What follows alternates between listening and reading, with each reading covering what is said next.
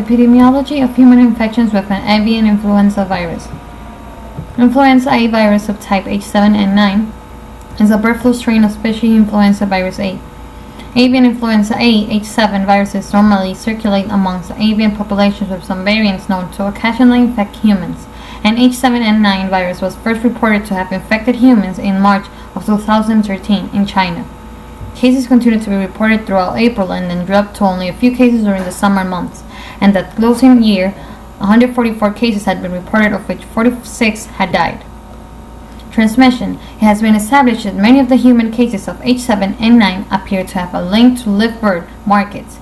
As of January 2014, there has been no evidence of sustaining human-to-human transmission. Is the WHO concerned? The World Health Organization, WHO, has identified H7N9 as an unusually dangerous virus for humans. Most of the cases resulted in severe respiratory illness, with a mortality rate of roughly 30%. Researchers have commented on the unusual prevalence of older males among H7N9 infected patients. While several environmental, behavioral, and biological explanations for this pattern have been proposed, as yet the reason is unknown.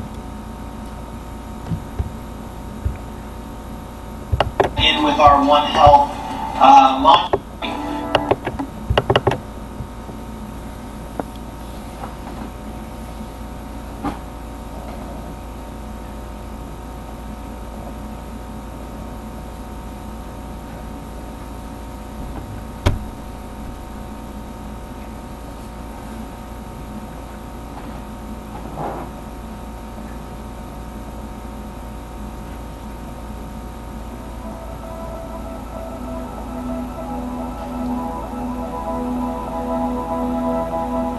Avian influenza H7N9 is a new influenza virus that represents a challenge to safeguard livelihoods. In less than a month, there have been 113 confirmed cases with 23 human deaths. We decided to organize this meeting as soon as possible. We wanted to get the best experts in the world to bring on board different expertise to the institution. Good morning, great to see such an impressive group of people. The beauty is that we can actually come up with something that is holistic. The meeting was structured around three main themes. We see three areas where we have to put our minds together and deliver something. What are the mechanisms of spread? It's moving closer and faster than we see. What is the risk for the poultry production within the affected areas? Will we be able to diagnose it? And what is the risk for food safety within that area? What are the patterns of infection? From a livelihoods issue, the perception or real risk of humans causing market fluctuations will have an impact. Let's not stop bird trading in this high-risk area. Let's control it there. We're not necessarily going to be expecting through market chains a sudden long jump, but rather many short, small, fast jumps because of the market chains that are connected and how they work. The question has come up as to what the likelihood of the virus infecting swine is, given the mammalian link. We're asking, I think, the right questions. The thing is, it's high risk. We call it high risk in the infected area. Are we saying that this is also high risk? So, I would say moderate because I put that moderate. H7N9 does not cause visible disease in infected chickens and thus goes undetected. We have to go in search of the virus. We need to know which species this virus is circulating. There could be some asymptomatic carriers in birds, including in wild birds. Quails, ducks, pigeons, chickens. So the system tells you where the virus is, and it gives you an idea of trends over time. Active surveillance is going to be far more important. We include a questionnaire that tells us if there is an impact of the virus in poultry in the context of drop in production. Chinese authorities have immediately initiated active surveillance. The value of transparency and information sharing cannot be underestimated, and China needs to be commended. We would like to advise those countries which are in the neighborhood of China as to how they should set up their surveillance program. We want to have the same approach in the infected country as well. They have to demonstrate that they are uninfected, especially the high-risk uninfected countries. It becomes very hazardous to consider the absence of positive as negative. The result of this very first scan is we will have essentially a map. Positives are meaningful, negatives not necessarily. The last one is about risk management along the market chain. What are the control strategies that are being recommended? Les, you are online? The infection will not be controllable by standard means of culling. It's too widely spread already. Did you discuss vaccination? Yes. On vaccination, I would recommend that resources are focused on the preparation of a vaccine. Biosecurity is key, particularly true for food safety. Constantly promote the use of good hygiene practices. They put plexiglass in front that people can still, pick their birds and see how they are slaughtered, because there's the whole slaughter process behind the glasses. Any other measures that you wish to set or highlight? We identified multiple ones. The next one is movement control. Along the transport, cleaning of vehicles and immediately. Let's choose the critical control points. It's a set of 15 recommendations. It's difficult for people to digest everything. And carefully cook, treat it like dangerous.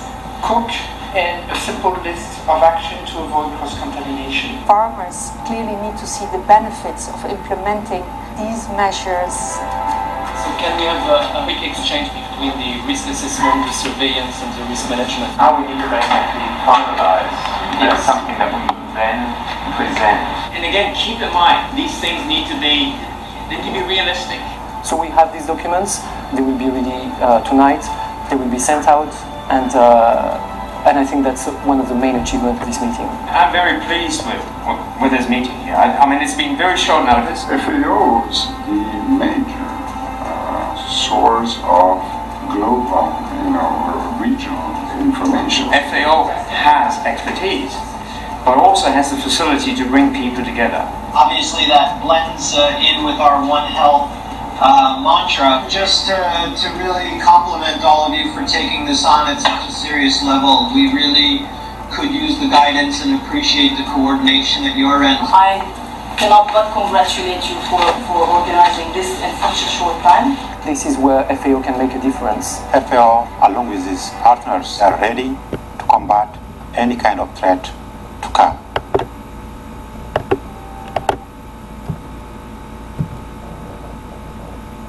Reported cases into 2013. On March 31st in 2013, the Centre for Health Protection, CHP, of the Department of Health of Hong Kong and the Chinese National Health and Family Planning Commission notified the World Health Organization, WHO, of 3 confirmed human cases of influenza A H7N9 in Shanghai and Anhui.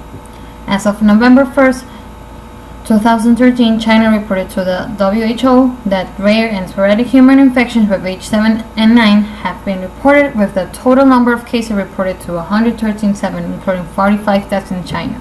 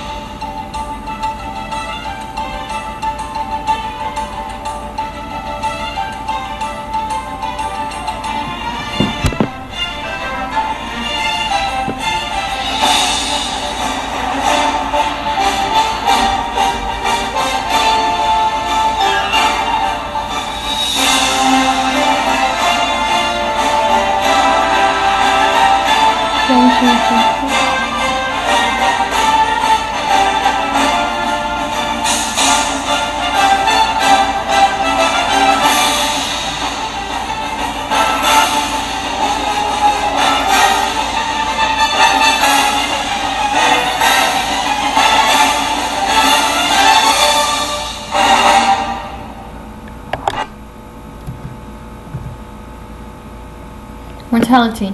In the month following the report of the first case, more than 100 people had been infected at an unusually high rate for a new infection.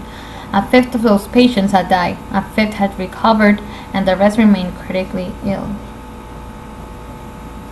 Vaccine. On October 26, 2013, Chinese scientists announced that they had successfully produced an H7N9 vaccine, the first influenza vaccine to be developed entirely in China. It was developed jointly by researchers from Shenyang University and Hong Kong University, the Chinese Center for Disease Control and Prevention, China's National Institute for Food and Drug Control, and the Chinese Academy of Medical Sciences.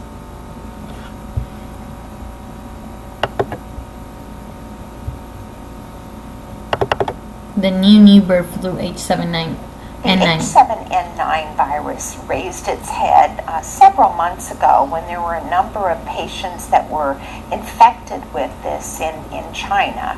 And since that time, there has been a decline in the cases of the H7N9, but there's also been tremendous surveillance of these markets and in China, people that get illnesses, and I think it's fair to say the amount of looking for viruses and looking for new strains has never been greater.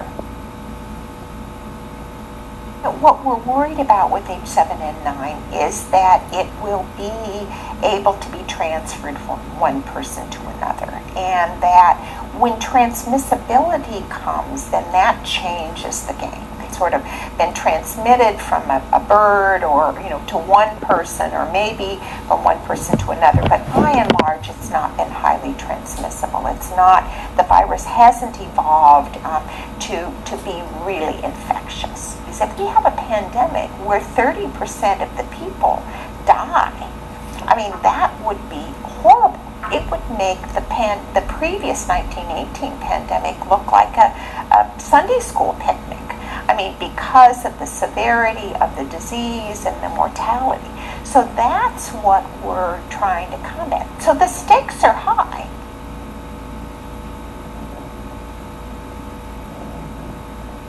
We just don't know quite yet whether it's going to be something or whether it's not. And I think that's kind of what we're seeing is that there's tremendous interest, there's tremendous work trying to understand all the strains that are circulating, so that if indeed at a moment's notice it's clear that is spreading, that strain is able to spread from one person to another and it's causing severe disease, that we have the strain, that we then can begin to take that strain and make vaccines. And so that's sort of where we here at Vanderbilt are uniquely situated, because we have what's called a vaccine evaluation and treatment unit, a VTU. And what we are often asked to do during a pandemic or before a pandemic, like we did with the H1N1, is to evaluate the vaccine prior to it being given to large numbers of people.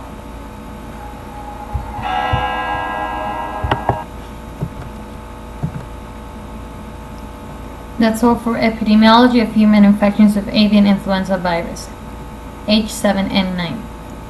Thank you.